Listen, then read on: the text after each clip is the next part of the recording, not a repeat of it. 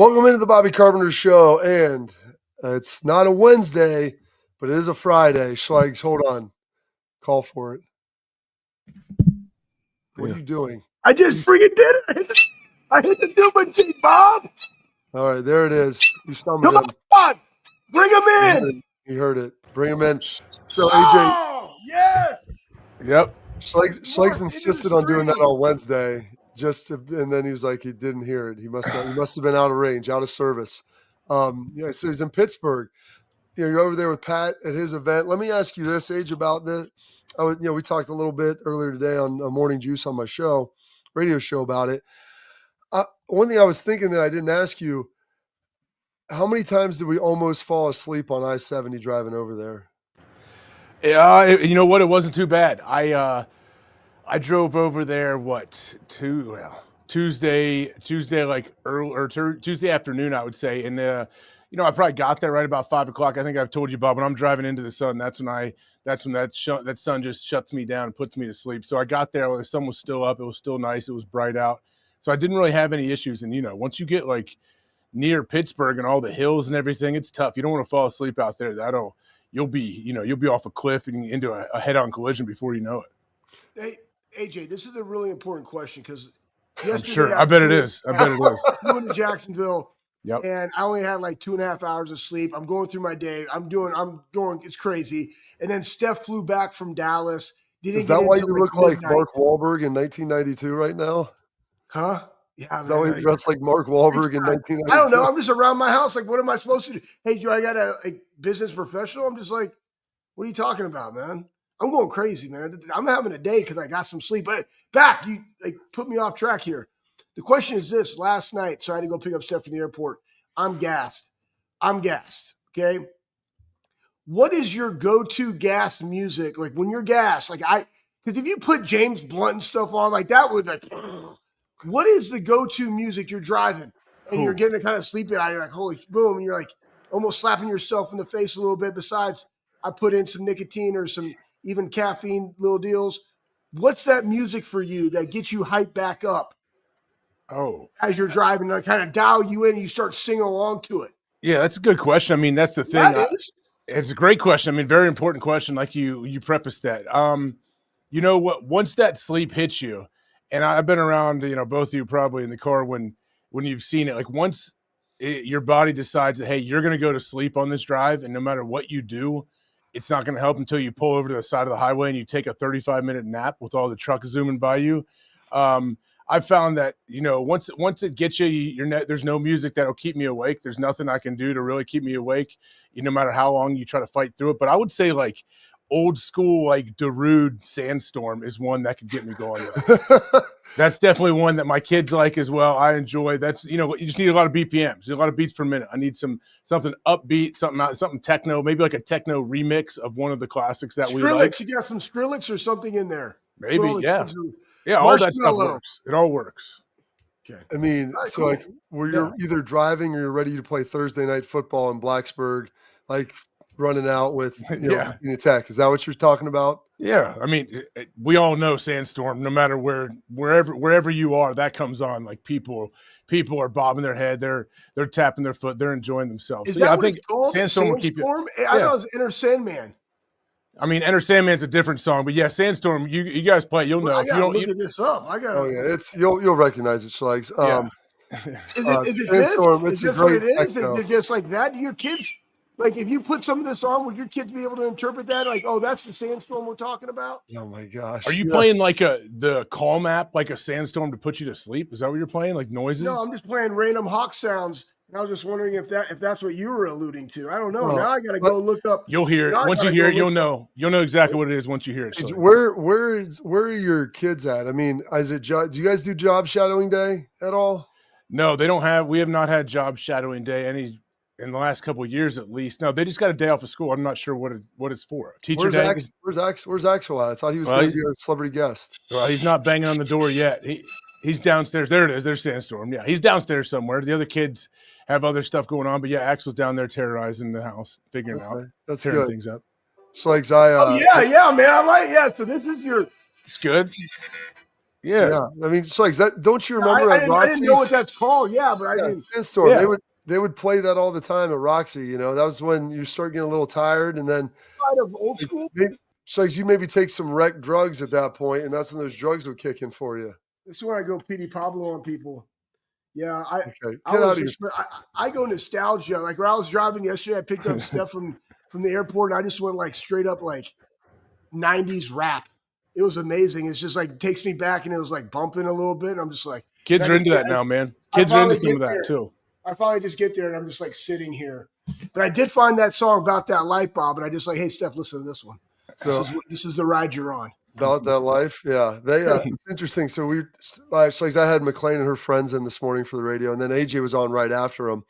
They're talking about the things they listen to. Beam goes, "What question should I ask a 14-year-old or a teenage girl?" I said, "Well, do you want to meet Chris Hansen? I mean, do you want to have a seat and get real weird?" And then AJ said it's weird how he follows his daughter, some of Lennon's friends on TikTok and I do not. I don't follow them. I'm saying don't be creepy. I said if you're the dad, don't be creeping on. I don't sit there and creep on her friends' pages. No, it's not my thing. We keep an eye on whatever she might be doing, but no, I'm not. Yeah, what is it? I mean, the moms should keep an eye on the daughter's friends. I think what they're doing. I think if the dads are doing, that's kind of weird. But you do give them hugs when they come and go every time, though, correct? Oh my own kids, not all our friends. No, not all our daughter's friends. No, the teenage girls. No, not right now. I mean, there may be a couple of them. I mean, family, everyone, but no, I don't think. I didn't know. I don't know. There's a level I think like once they've gone on like a vacate with you or you give them a little the real close ones. What's up, bro? Like I'm not like it's so great to see ya. Yeah, we hope so. And you're sweating all over them. Yeah. Bro. I mean, so you don't. I mean, neither one of you guys give off like a creep vibe, so I think that's good. But yeah, I mean, I can see where some of the dads it might be a little bit creepy, where that would be the case. With all that, started talking about the music and the rap, and one of Beam started asking the girls, "What are you listening to?" McLean answered pop culture, and then one of her friends said, Kendrick Lamar, Drake, all this stuff. I'm like, have you ever listened to the lyrics of Kendrick Lamar? We go, it's terrible. One of her dad's friends texted me. He goes, "We heard it in the truck. It was absolutely atrocious." So I went on the parental controls on her Apple Music and blocked it. He goes, "She said we ruined her life." And so I had to put it back on. He goes, "She was devastated." So we had to get the music back. Is there any restrictions on what you will let your kids listen to, AJ? Oh yeah, I mean we try to if any songs they listen to, they try to get the clean version. And luckily, like at least around us, like they want to get the clean radio edits of whatever is going on. I don't think they're truly like listening much to what even the lyrics are. It's all about like the tempo, the beat, the hook of the song, whatever is going. But yeah, you could it can get really sketchy and weird too. You have one of those comes on the car and you're like, oh wait, is this? And then it just continues more and more and stuff that you're like, man, I don't know if they should hear this. But then they're like, Dad, we've heard this 1,000 times. You're just here right now. So one of my favorite songs growing up was "Want to Be a Baller" by Lil Troy. And then most people around our age, yeah. So I started playing that. In my Jeep, I still have a CD player that I put in there. I still have the CDs. And so I have a high school rap mix that has it on there. And my kids love that song. And I never realized like maybe how grotesque some of those lyrics were until my kids started singing the lyrics along with it and talking about fornicating and drugs and all that different stuff. And I guess you don't really realize it when you're young. And then as you get older, you get probably a little more sensitive to the actual content. And Look at that. Just random get stuff. Off of here. Just like, stop. You're like a child, dude. I can't. I am, man. I am. Guess what? This is okay, man. Is this on YouTube? You get taken to, you get copyright and everything. If this he doesn't understand how any of that works. Oh, nice. I don't even know. In my opinion, you charge it to winning. Okay, so we're talking about syndicating and putting this on radio. And I go, Schlegs, if we do that, you cannot swear anymore. And he said, "What do you mean, bro?" I'm like, "Bro, they have to come and dump it out. Like, it's a pain in the butt. Can we just keep it reasonably clean?" Yeah, but that's why you have the. But I keep it clean. But it was funny. I was listening to this. This is Bad Mother Effer. I love this song when I'm working out. It's like in there, lightweight, baby. What? Anyways, hey, AJ, let me ask you this question. Tell us a little bit about Pat's event. Like, what are you guys doing over there? Is it for the kids? I saw Pat on. Already happened. It happened on Wednesday. Big night out. As what day is today? Today is Friday, I believe. Okay, good. So yeah, it was a couple days ago. Oh, it was awesome in Pittsburgh. He announced it. It sold out like in 90 minutes or something like that. The whole 12,000 seat arena. Yeah, it was wild, man. He put it all together and worked with the WWE people for all the production. It looked amazing, sounded amazing. I mean, Jelly Roll, Snoop Dogg, Wiz Khalifa, Parker McCollum, great country singer, performed a little bit. Sidney Crosby, Paul Skeens, Latang, Malkin from the Penguins as well. Big Ben Roethlisberger. He gave away over I think he gave away almost $3 million to people there in the crowd. Yeah, it was an unbelievable experience. It really was for everybody involved. It was really cool. What was it for? Yeah. He just wanted to do it. He wanted to have a big celebration for Pittsburgh, his hometown and everyone there, and celebrate people from Pittsburgh or people that have played, huge roles in the teams there at Pittsburgh. And yeah, it was awesome. It was awesome to see, man. I didn't know when he'd been talking about it for a little while, and I didn't really completely understand how, you could throw it together. But, Pat's able to figure it all out. And it was awesome, man. It was just because he wanted to do it. He wanted to put on a cool event. Did you say anything to Ben about him stealing your brother's job at Miami? No, I've been around Ben a decent amount. I didn't get to see Ben. I was up in the suite when he came and did his little throw, but Ben drained a sweet pass into the glory hole that Pat had made and won somebody $1 million, and Sidney Crosby drained his as well. That's amazing. Yeah. Pretty awesome. Man. It's on Hulu now. You can I guess it's on you can watch it on Hulu now, I guess. It just went up. So there was basically a variety show. How long was it? Oh man. It was over 3 hours. I believe it ended. Oh my gosh. I think it ended at midnight. I think we started about 8:30. So did you stay the night or drive back that night? No, I stayed the night and drove back Thursday morning. Yeah. Getting soft, dude. I feel like the AJ that I knew would have just went and gotten his car, just stone-faced. You would have hopped in that Tahoe, Bob, with the two doors that was black with the tan trim, tan leather. He would have drove back for sure. Yeah, I didn't know exactly what the post show was going to be like. Oh, I wanted to be able to hang around afterwards and see what was going on. Shane Gillis was there. It was great to get to talk with him afterwards and hang out a little bit. So yeah, I knew it was the end of a big thing and a big night that he'd been planning for a while, and so I wanted to be able to hang out afterwards, and I did for a little bit. It was awesome, man. So really cool. They talk. I've heard a lot about the parties after the Grammys and things like that. Was there an after party, a Diddy style after party there? No, nothing. No Diddy style after parties that I was aware of. Just basic, people hanging out, and Pat was going strong for over 3 hours out there. It was unbelievable. So on Rose Sparks or something, you think? On what? Rose Sparks, or I saw these pills you take. It'll say you can go strong for 3+ hours. I don't know. I didn't see any of those. It might be a different situation. Those yellow jacket trucker pills that you pick up there at the deal. Oh yeah, you can get those. Good. I see those all the time at the gas station. But then we just came back to the hotel. Contemplate life. Yeah, I got you. In a good way. In a good way. Just man, my heart's really rushing right now. I'm happy I took those. Maybe I should just go finish the drive. Jump off this 800-foot bridge or something. Does it make you do that? Sort of. Yeah. It makes you contemplate. All right, so let's talk shop. So we've been going back and forth of things that you want to see. We can hit that video in the next segment. All right, fine. We won't talk about that. No, you can talk about it. Ask the question. Well, here's the deal. Were you able to see the speech that Braves gave the first time he talked to the Patriots? Talk a little bit about that style, 2025, these players, something that they're going to buy into? Is it something that has to come from the head guy? Tell us a little bit about Vrave's approach, what he now taking over the New England Patriots and something that he's embodied for a long time. It was funny to say, hey, man, I've been doing this for 25. I've been in this league for 25 years, 17 as a player, It's tell us a little bit about that. Yeah, I mean, Braves, he's awesome. And watching his thing, I know I guess you guys are going to play that here in a little bit.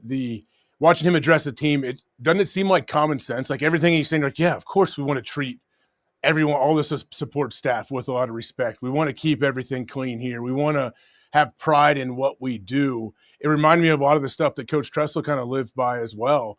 And the cool thing is once you kind of get that culture set and once you get it going in that direction to where everyone kind of knows and they buy in, you don't have to talk about it anymore. It's just what it is. It's just what you do. It's like your kids saying please and thank you. Hopefully, even though I still have to always remind them, like you're hoping that they're doing that on their own. Once you kind of get that set in stone, they see you doing that as well. So that's what I feel like Vrabes is doing. And he's like a great mixture of a dude who's obviously people respect because of what he did as a player, but how he is as a coach, like he's like a player's coach kind of, but he's also a guy that, like this guy's in charge.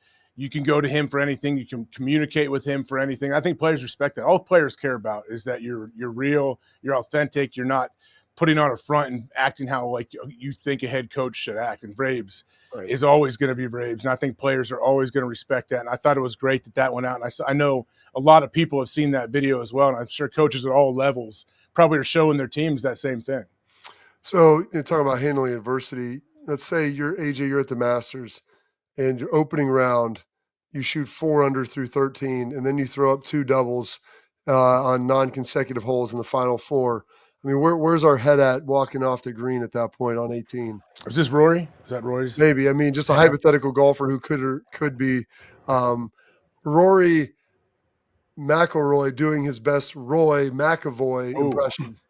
I know one old buddy. I feel bad for the kid who shot a 90 in this first round. Like that makes me feel good. I'm like, bro, someone went out there and shot a 90 at Augusta. I was like, there's a chance that if I practice hard enough, I could potentially shoot a 90 at Augusta. No, not at Augusta. No way. There's a chance if we practice hard enough. If I play from the senior tees up front, or maybe the ladies tees. 130, 140 probably we would shoot out at Augusta. I don't know. If I played from the ladies tees, AJ, if I see you from the ladies tees, I mean, your identification. I mean, it's a fluid situation. Yeah, I mean, maybe you'll get the chance to do that someday. But golf is such a mental deal, and Rory's been going through it. Like he's been defending the PGA against his live situation forever. Now he's stuck in the middle. I think like Schleggs knows more than anybody. Schleggs, you love golf. Like it's such a mental game. People they take themselves out of it. And I feel like, I'm not saying Rory does that, but I just think people get so hard on themselves and want to talk in the third person, hit it like, say it's me, I hit a drive. Oh, come on, AJ. And they talk to themselves. Like I've never done that. I don't ever want to do that. I've never really even I don't have negative thoughts about my golf game ever. I mean, maybe it's because I don't play very much, but like no matter what happens, I feel like no matter where my shot is, like I'm going to figure it out. Like I can get up and down from there. I'll find it. I'll figure it out. So maybe I'm not a great golfer by any means, but I don't take myself out. I'm delusionally confident when it comes to. I love it. See, that's the best. Like they talk about, do you want to lay up here? You're never. 14 yards off. Like, no. Give me the 4-iron. We're not punching out. I'm going 200 through. Everything goes like someone will say, "Hey, you might want to take a little less than driver here." Well, first off, I only have a driver. I don't have any other wood. And they'll say, "Well, you might want to take something else. Hit your 4-iron here." I'm like, "Bud, my 4-iron goes out of bounds just like my driver does. There's no guarantee my 4-iron is not going to go out of bounds. So let's hopefully put this thing in play and then figure it out and go get up and down from wherever that is." It's one of those deals where it's just, I think the hardest thing is like golf. And AJ, I enjoy golf. I don't play a lot of golf because I don't have time. Told me he carded an 84 at Augusta one time. Yeah, I never said that.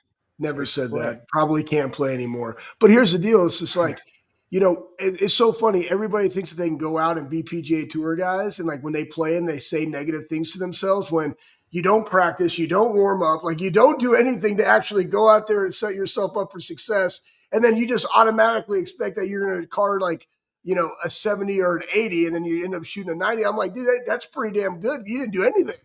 You're just out there like swinging around. It's not like you're mentally working the course, So, well, people, Schleggs, people love to say like, "Oh yeah, I'm a 3 handicap," and then they shoot a 9. They shoot 95. I'm like, all right. I mean, I don't have a handicap on the golf course. I don't enter my scores. I haven't done that, but I don't know what it would be. But there has to be like a range, a wide range for an inconsistent golfer like myself, and I think most amateur golfers are very inconsistent. So I'll leave you with this, AJ. Okay. I know you don't think people go out and shoot a 90. I don't know if you remember in 2015 when Tiger Woods shot an 85 at the Memorial and he had to golf by himself. That same year, Anthony Rothman won the media round, which they play like before, like the week before, so it's tournament conditions.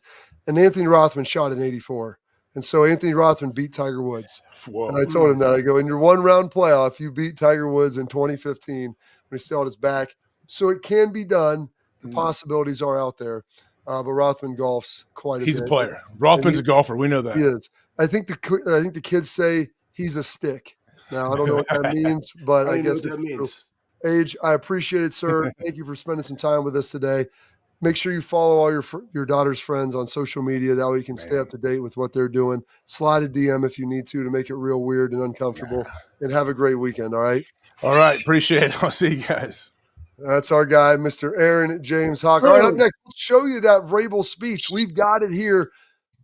So stay locked in on the Bobby Carpenter Show.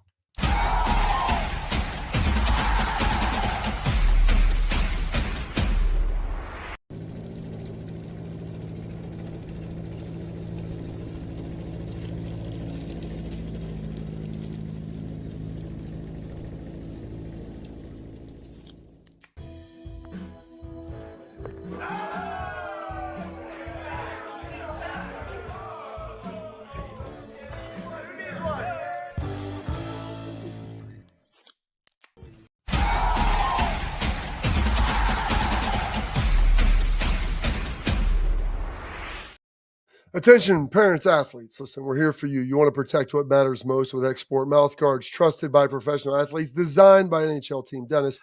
Export mouth guards are scientifically tested to help absorb those high-impact hits, protecting both your teeth and your brain. Export mouth guards feature 3 layers of advanced protection, including a patented use of carbon fiber, custom fit to your own unique smile. They 3D print that bad boy right in there so it fits snugly for more protection, max comfort, clear communication, and better performance so you can focus on your game, not on your gear. Do not take chances with your safety.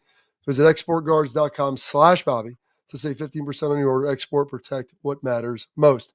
All right, Patty, let's see if we can toss up that Mike Vrabel. I know we got a lot of stuff going here, a lot of things flying around, but if you can throw that Mike Vrabel up, talking a little bit about what his expectations are in case you missed it. To try to abide by. One is to respect the team, okay? Respect the football team and the people that are here, okay? The second one is, okay, I'd like you to have, when we're in a meeting, okay, I know what the style may be. Just pull your hood down in a meeting. That's all I ask, okay? I just ask that when we're in a meeting, okay, that we just pull our hoods down and we go from there. Be on time, okay? We just talked about time. Be on time. And if I can't be on time, Christian, what's the easiest thing to do? You would just call, right? That's called communicate, okay? All you got to do is say, hey, something came up, okay? I'm going to be a little bit late.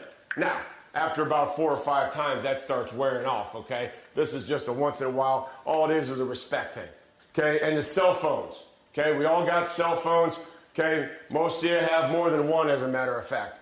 Just leave the cell phone in your bag, but just put the phone away.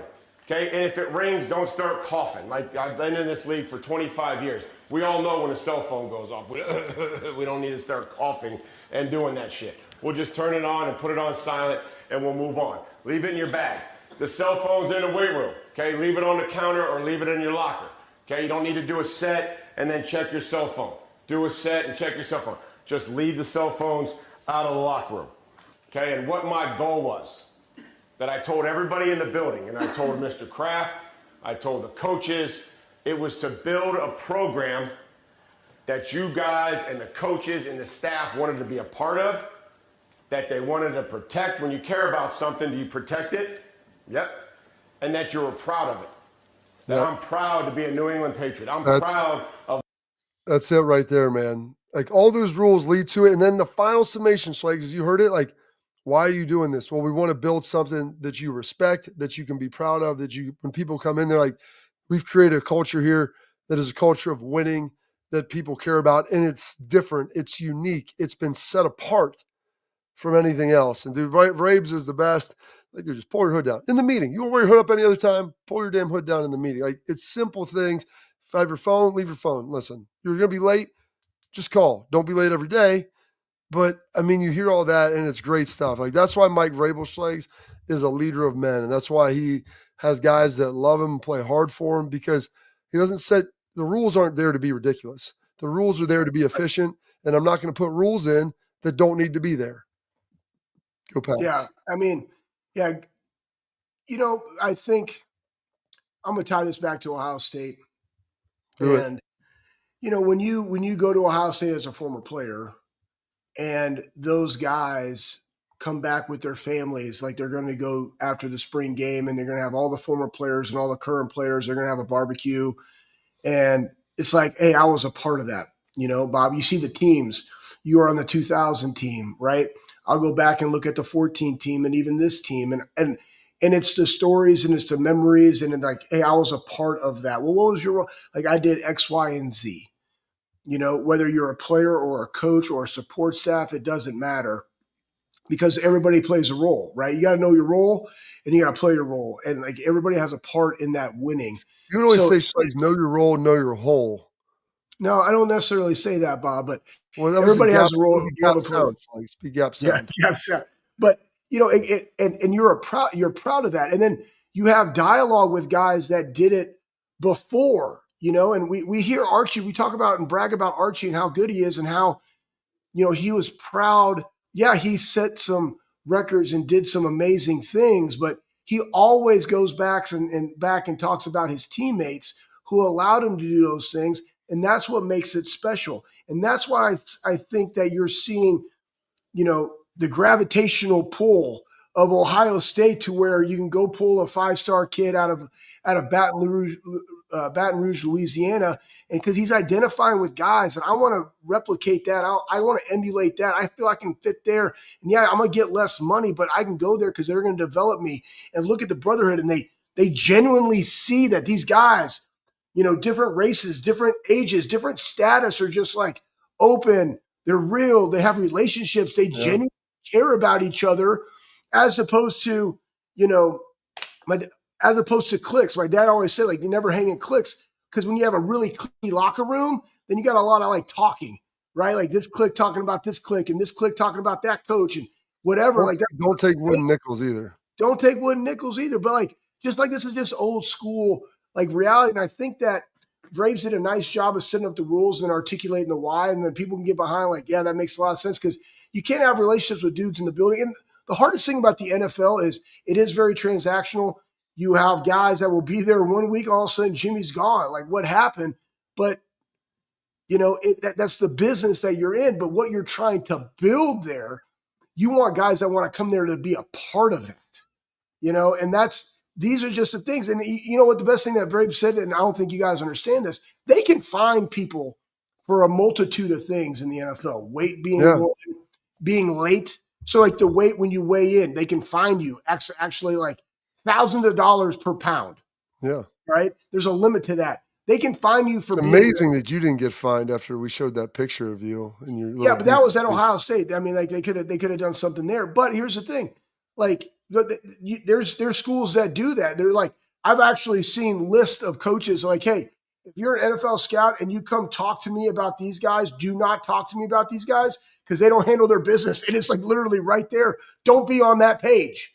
Right. So it's like incentivizing those guys. But in the league, you can fine them. So if you're late, and what all Braves is talking about, like, we don't want to find people. Like, that's not what we want to be about. We want to be about having a program where you have enough respect for the program, you have enough respect for the coach, you have enough respect for your teammate, that all I'm going to do is I say, hey, I'm running late. This popped up. Don't make it a habit. Don't make it a thing. If it becomes a thing, then we're going to have a hard conversation that might ultimately lead to a fine, that ultimately means that you don't need to be a part of this culture because you're not all in on building something that you could be proud of. And like that's the authentic nature of Braves. That's how he wants to run his program. I appreciate him talking about the weight room for Frank, because again, Frank Perano is a friend of mine. So like that's great, because that's the last thing you want to do, man. I'm in there getting juicy, and I got a guy checking out his phone. Like there's no like, you don't have cell phones at Ohio State. Matter of fact, Mick, like coaches would come in there with a cup of coffee. GTFO, like you're not in here with a cup of coffee talking to dudes while they're working out. You're either going to help, or you're going to GTFO, or you can go walk on the treadmill up there and watch from a distance. Like that's the deal. Absolutely. All right, Schleis, we're going to take a quick break here. We got some stuff that JJ's been talking about. Jeremiah Smith, you know, he's a sophomore now, kind of coming into his own as a leader on the team. He's always been a guy that's led by example. Now he's getting in front of the mic and he's doing a good job. Some of the stuff he's talking about his teammates and everything else. We'll hit that here next on the Bobby Carpenter Show.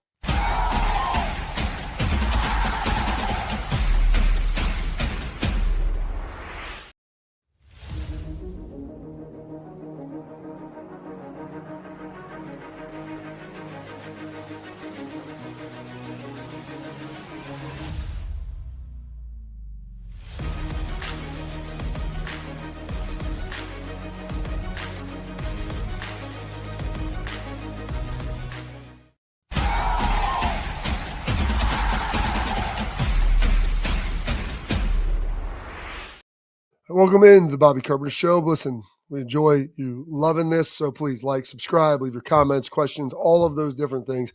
Dive on in. I was talking a little bit about J.J. Jeremiah Smith. He had some comments on one of his teammates, Quincy Porter. He was the first wide receiver to lose his black stripe. And like, what makes Quincy Porter special? So like, everybody kind of wants to know. If we could toss that up, Pat, kind of where he's at. Simple. Quincy Porter, big, tall receiver, just like me. Came in, kept his head down, just working. Next one up for sure. And he's been very, very impressive to start out. And it's tough to be a big, tall receiver to be good early on because usually you're kind of lanky and growing into your body. But Porter's been that dude, and I think people have taken notice. Yeah, taking notice. He came in early. That's that's good. And again, the maturity level, right? When you go into that room and you've seen the people before you, and that's why like it's been great that Carnell Tate has kind of stepped up in that leadership role, and Brandon Ennis is just always that type of dog. And you got Jeremiah, and again, Jeremiah becoming an Iron Buckeye as a sophomore. And I remember even Berm talking about, elite talent with elite work ethic, and like that's what you want to see. Guess what? That translates to the NFL. That's why guys love, bringing in Ohio State guys. Can they bring a little bit of that mentality to the culture of that particular organization? And so for him to be talking about like it's him recognizing that. It's not, game recognizes game. No, work ethic recognizes work ethic and appreciates other people's work, because and he had another great quote about, always having room to improve. And we talk about that chip on your shoulder. If I have nothing to prove, I'll never improve.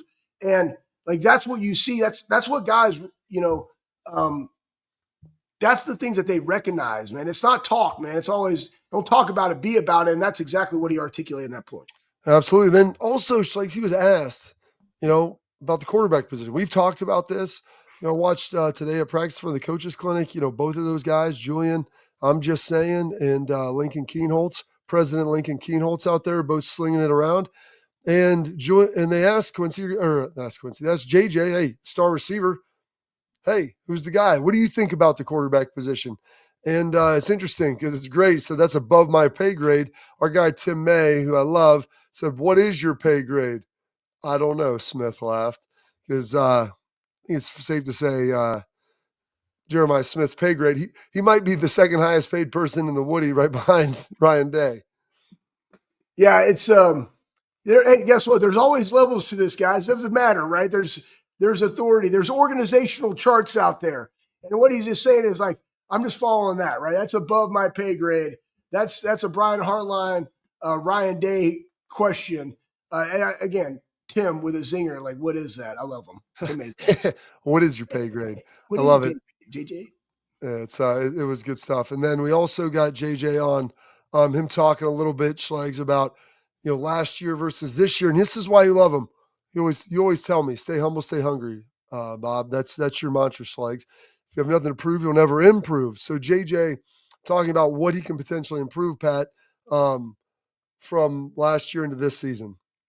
Play. I have next year, the year after that, just can't get big-headed. I always feel like it's room for improvement.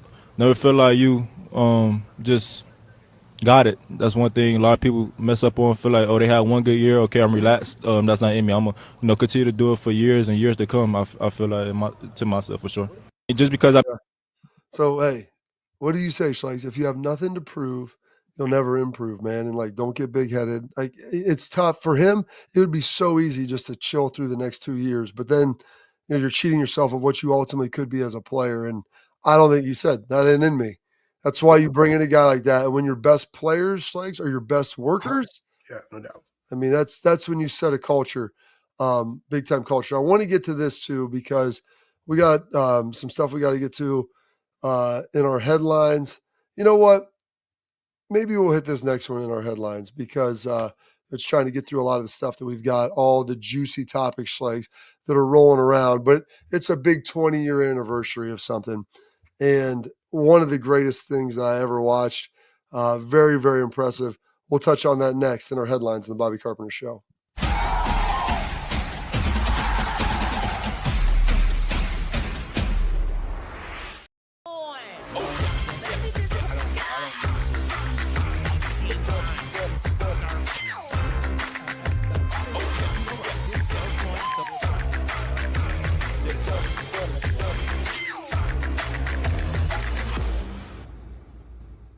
the Big Play Sports Network. Download the free app today to watch all of your favorite hosts on demand.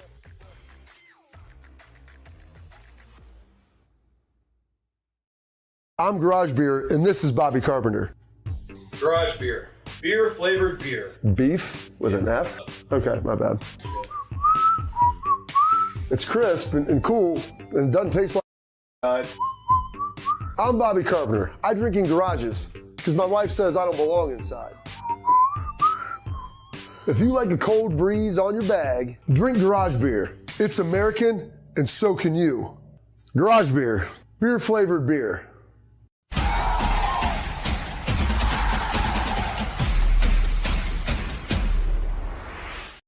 All right, Schleiks, 20 years ago today, I saw one of the, not today, I guess it's 20 years ago, I think this time. Maybe it is today, I'm not sure.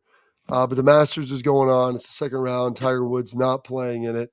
But you talk about practice, you talk about dedication, you do the right things all the time. When you're working at something, you're going to improve on it.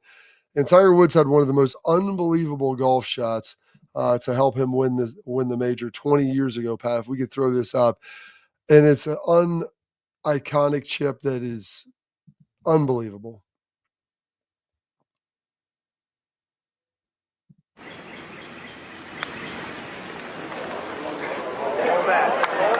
Here it comes.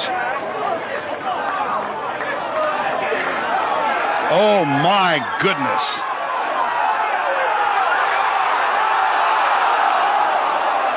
Oh wow!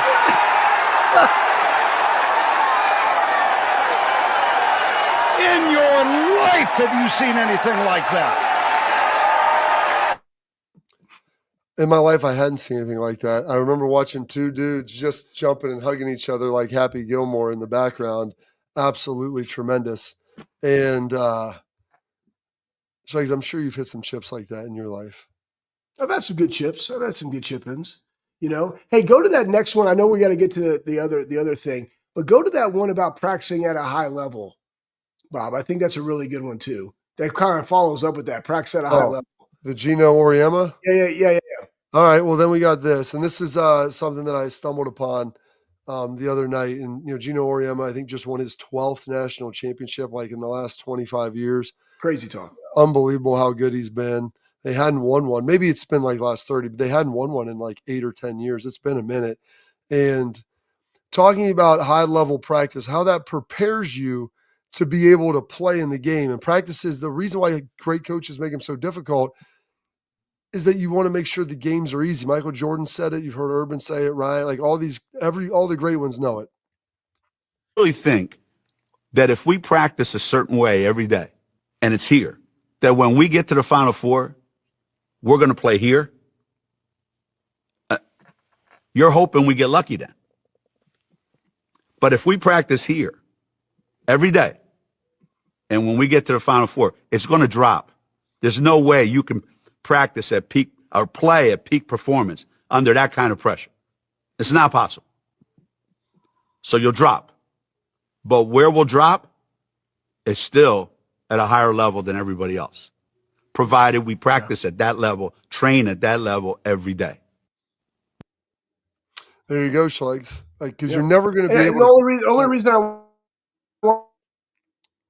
reason I wanted you to put that on there is like sometimes, you know, better to be lucky than good, and like luck is you know, it happens, right?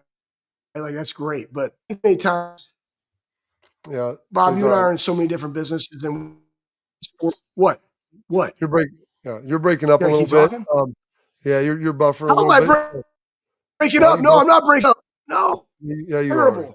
I don't know why I'm buffering, man. I'm down here in Florida. I'm sorry. What are you talking about? Look like he's 1980 over there, Schleiks, trying to watch you with the low def.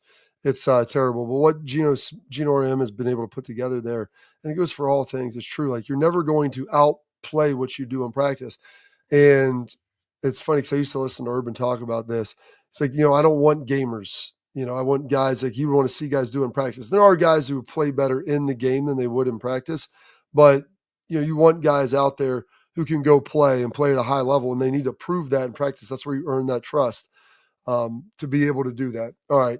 We're going to finish Preparation stops when the foot hits the ball. Preparation stops when the foot hits the ball. And the headlines stop, Schlegs, after we get rolling with that. And I'd like to tell you this, the headlines, they're brought to you by our friends over at Lake Spur Marketing. Lake Spur Marketing is a full-service agency built on trust, strategy, performance. The Lake Spur team shields you and your team from outside noise, cold callers, so they let you do what you do best. Run your business. You can't work in the business and on the business at the same time. You've got over 100 years of marketing experience. Let Lake Spur Marketing, they eliminate the waste. They deliver on budget. They don't chase clicks. They're going to build partnerships. Lake Spur Marketing, the proof is in their partners. We've got our tailgate talk coming up next.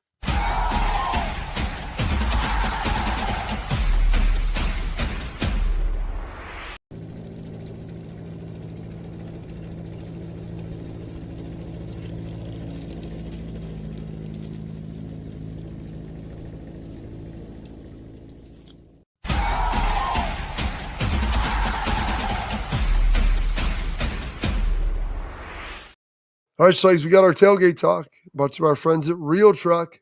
Go to realtruck.com. Bring your truck, Jeep, Bronco to life, whatever it is, at realtruck.com. Go check them out. Get all you need for the upcoming spring and summer because it's almost here. All right, Slaves, we got some questions for you that are firing away in the chat, or maybe just some general comments. Someone asked, what is Chris Carter's title with the Buckeyes? I don't think Chris has a role. I haven't seen him at Ohio State. I know he was just back at practice the other day, but I don't think he's not around very often. I think that's his first time he's been back in quite a while. Yeah, I think Chris Carter is the executive director of player engagement at FAU, if I'm not mistaken. Okay. And I think he just came back, and that was kind of like, hey, it was just, I think it was more of an appreciation as to, what they do at Ohio State for former players, the access that they have to be able to come back and be a part of everything. And that dialogue, like when you and I were at practice the other day and we saw Joey was there and who else was there? You and I were talking to. Jerry Rosinski? Yeah. Rudd was there. Who, I guess I played with his cousin at the Air Force Academy. Anyways, like bunch of different guys, right?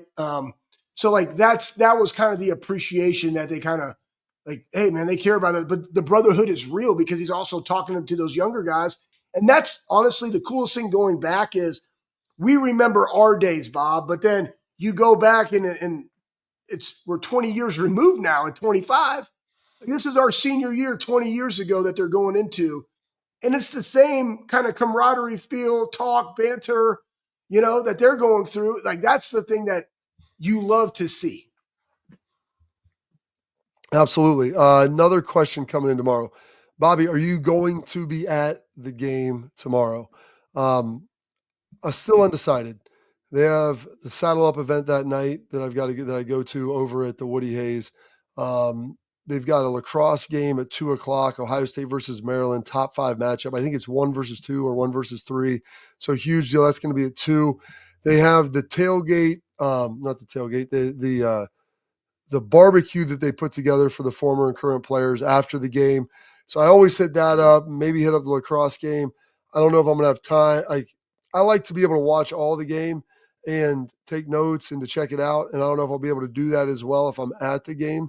So, and I can always just, sit there. And my kids, they go to a lot of games anyway. So I don't think I'm going to be at the game. Someone asked if you can park at St. John's. I'm not sure. I would imagine so. I think it'll be kind of similar parking setup to what we normally have. And Schlegs, your internet is awful right now. And so I'm going to get you out of there because your internet's just bad. The question is, why is Schlegs' internet so bad? That's unknown to me. I don't think his kids are home. Maybe his wife's streaming a lot. Maybe they're chewing up some of the different bandwidth that is going there. So I'm not sure of what all is happening with him. 2 versus 6. Oh, it's 2 versus 6 for the lacrosse matchup. So I apologize. Going to be almost the top 5 matchup, but my kids want to go to that. And so that'll be compelling as well. So I'm going to try to juggle all of those different things and figure that out. Hopefully Schlegs will get his internet back. He can MacGyver that thing, get some gum, maybe a paper clip. I don't know if I have a paper clip here, but I do have some gum, and he can route that thing back together and make sure that it's going to be on point. Schlegs, I think, is using dial-up, though. That's the sad part. we'll maybe get him on some fibers here in a minute. He's going to maybe come back. He looks a little better. But we got our dude of the week coming up next.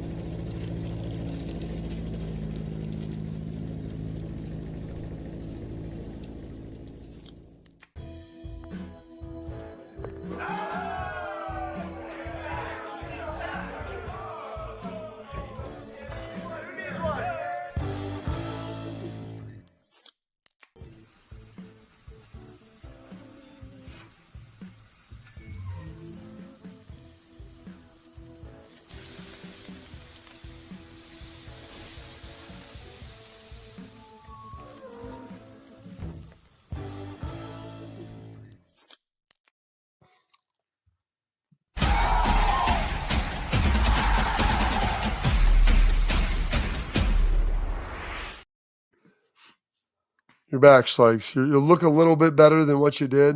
We're slowly getting you there. We got dude of the week coming up. Pat, if you got my dude, I'm going to throw him up there. At the coaches clinic, they always put together one of Ohio's finest. AJ's been represented before. I think they had Mark D'Antonio last year, I believe, maybe 2 years ago. This year, Ohio's finest Schlegs, it was none other than our guy, Mr. John Simon. So he got to get up there and talk a little bit. He wanted Schlegs to have Mick put his body BNA picture up there when he had the skivvies on and everything, and have that be the backdrop behind him of almost naked John Simon. And then he's like, this is what the ravaging of high-level football does to your body afterwards when your shoulders are broke, you've got a cracked rib, torn tricep, and all the other things.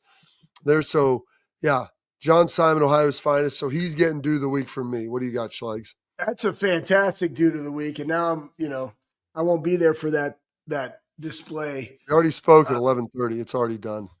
Geez, so good. No, my dude of the week is Nick Myers. So he's the head coach at Ohio State lacrosse, and just everything again, you got to finish, right? They're 11-1. They're number 2 in the country. The beginning of the year, really hard schedule. Played Notre Dame, beat them, Denver, whatever.